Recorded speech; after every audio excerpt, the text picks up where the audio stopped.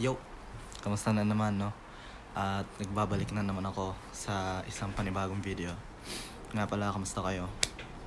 At ang gusto ko namang pag-usapan ngayon sa parang kwentuhan session natin ay kung paano nga ba ako nag-research. So, parang research process itong video na to. So, meron ako ditong listahan ng parang mga bullet points. And then, ang una ko dito is how I did my research. So, nung nagre-research ako, paano nga ba?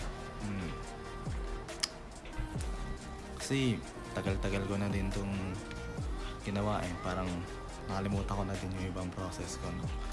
So, natatandaan ko, yun nga, nung sinabi sa akin ng ate ko is, aral ka dito. Ginawa ko na agad. Research na agad ako kinabukasan. So, nag-research ako. Siyempre, ang una kong pinuntahan, Google. Google kasi, daming information eh. So, type mo lang.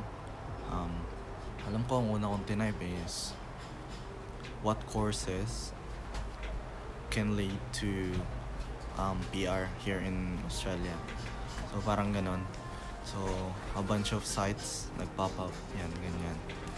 Tapos makikita mo doon.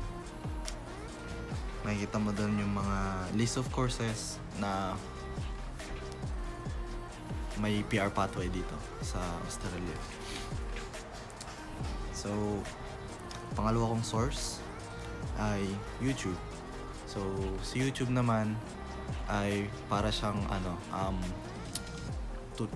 mga tutorial, ganyan. Tutorial type of content yung nandito. So si Google is more on informations and detailed explanations, ganyan. Si YouTube naman is ang napansin ko para mga tutorial siya. So ang magagather mo dito information is I can say parang ganito yung ginagawa kong content ngayon. So makikita mo sa YouTube is how did I apply, how is my experience, how did I choose my course, ganyan. So yan, hanap-hanap na lang din kayo sa YouTube, madami dyan. So ito is parang brief muna to. Itong video na to is for brief overview lang kung paano ako nag-research. So, pero gagawa ko ng mga in-depth pa na mga video tungkol dyan. So, ang sunod ko naman na source ay Facebook. So, si Facebook, nung nagre-research ako, yung mga parang page na ako nakita. So, page ng mga Filipino student na nandito na sa Australia and yung mga nagbabalak lang din. So, ang napansin ko naman sa Facebook is like masyado siyang, hindi naman masyado. So, more on opinionated. So, opinionated. So, mga opinion ng mga tao yung madalas ko nakikita dito.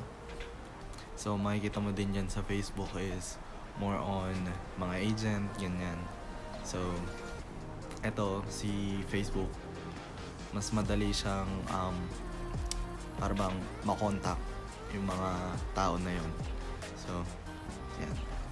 And then, nakalagay dito is most useful sources of information I used. So, sa tingin ko, ang pinaka-useful talaga is si YouTube. Kasi si YouTube is, yun, kagaya ng nasabi ko, para siyang mga tutorial type of content. So yan, pinapakita ng mga content creator noon na kung paano sila nag-apply, ganyan, mga step by step.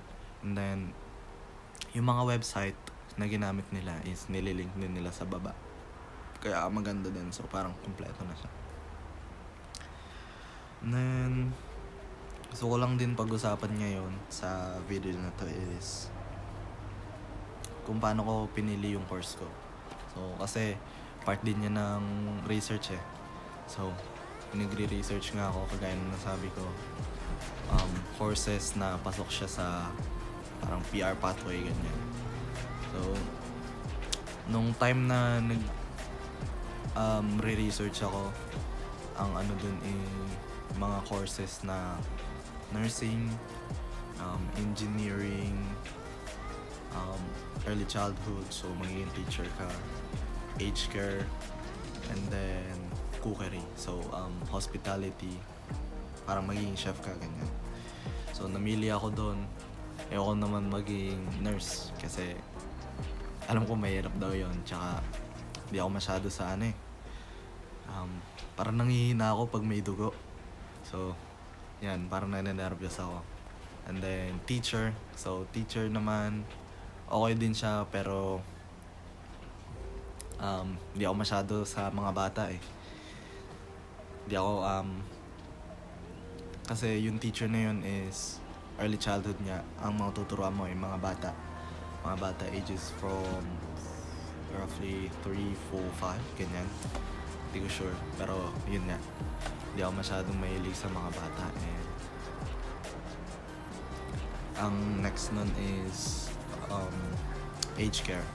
So ang aged care is parang caregiver ka sa mga matatanda. So home for the aged, ganyan.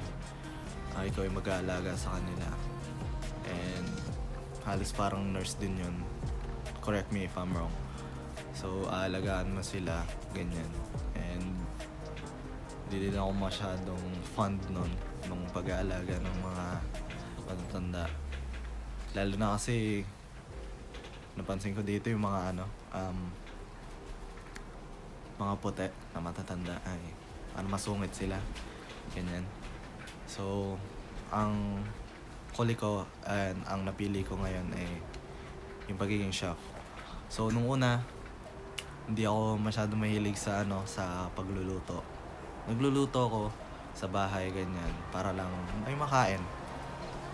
And then si Papa kasi is meron siyang restaurant dati, so siya mahilig siya magluto. And then magaling talaga siya magluto. So ngayon sabi ko, pa, ito na lang kaya. Sabi niya, sige, ikaw, bahala. So yun, napili ko yun, nakapunta na ako dito. Una talaga, hindi ako mahilig magluto. So ginagawa ko lang yung pagluluto para makapasa. And then sa tumagal ng tumagal, yan, kasi para bang ang sarap sa feeling na kapag yung niluto mo, kinain ng isang tao, tapos sinabi, oh, ang sarap, ganyan. Parang ang sarap sa feeling eh. So yun, nakahiligan ko na din na magluto. Tsaka mahilig din kasi ako para bang experiment ng mga niluluto, ganyan. Tapos nalagay ko din dito sa listahan ko na to is agent or DIY for lodgement. So ako personally gumamit ako ng agent, ganyan. Tapos kasi pag may agent ka, may checklist sila, and then tutulungan ka nila every step of the way kung ano yung gagawin mo. And then bago nila i-lodge yun, check talaga nila lahat para sure na kompleto ka. Yung DIY is hindi ko siya naranasan kasi nga nag-agent ako. So yung mga nag-DIY, nakikita ko lang lalo na sa Facebook, yun nga yung group na nakita ko is, correct me if I'm wrong, pero parang mas mababa yung chance na natanggap sila or nakapunta sila dito. Hindi ko sure. Pero yun lang yung parang nakita ko. And then yun nga. So for DIY kasi sariling sikap talaga, ganyan. I-explain ko pa sa ibang sa iba ko pang video yung pinagkaiba nito. So ito parang brief lang, pag-usapan lang natin. And then for school, so nakalagay dito what school I chose. So kasi dito it's Australia, meron silang parang government school and public school. Ganun ba ang tawag? Or private.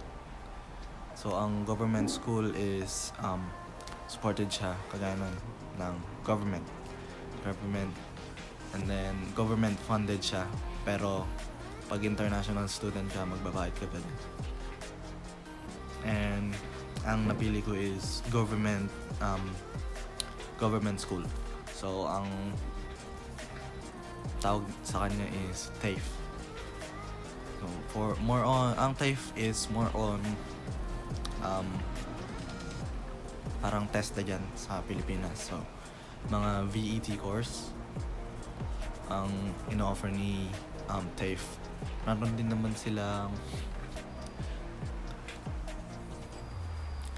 naman silang uni dito, which is ECU ata. ECU ang government uni dito. So uni is more on yung engineering, accountant, more on the degree side siya. Nakalagay dito sa list ko is what the agent needs. So more on document side siya, pero dapat doon nilagay siya sa agent or DIY lodgement. So yung agent na yon, may binigay sila sa akin na list na mga documents na kailangan kong i-complete. So yun, i-check mo lang kung meron ka nun, ganyan. Then hindi naman siya need na isahang bagsak. So nyari, missing ka ng isang document, pwede mo na ipasa yung iba, and then sabihin mo lang sa agent mo, kumukuha ako ng ganitong document, ganyan. Kasi yung mga agent, i-assess ka muna nila kung kaya ba nila. So yan, more on sa ibang video na yon, kasi may mga balak din akong gawin na video tungkol dyan. So bawat topic na yon na nabanggit ko dito, gagawa ko ng video, separate and in-depth video. So yun, ito na lang muna, tapusin ko na yung video dito. Comment and like and subscribe na din kayo. Sana supportahan niyo ako sa ginagawa ko na ito. Thank you.